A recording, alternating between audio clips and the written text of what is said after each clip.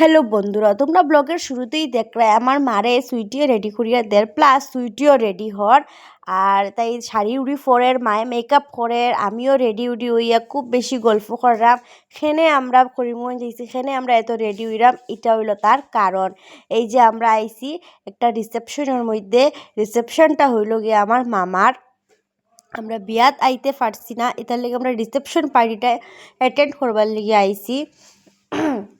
তো রিসেপশন আমরা বোয়াত ready woody হইয়া সুন্দর করিয়া আমরা খারে কীরকম লাগছে প্লিজ বন্ধুরা তোমরা কমেন্ট করিয়া জানাইও আমরারে যে আমরারে বালা লাগছেও নি না একটু সুন্দর করে সাজার ঠিক হইল না কীরকম কিতা একটু কইও।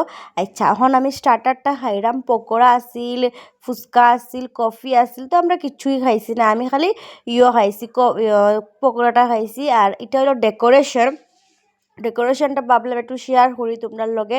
তো এটা ওপেন প্যান্ডেলের মধ্যে ডেকোরেশন আছিল, এই যে আমরা ব্রাইড আর এই যে মেয়ের বাড়ির মানুষ হইয়া ঢুকে, যেহেতু রিসেপশন মেয়ের বাড়ির মানুষরা আওয়াও শুরু হয়ে গেছিল।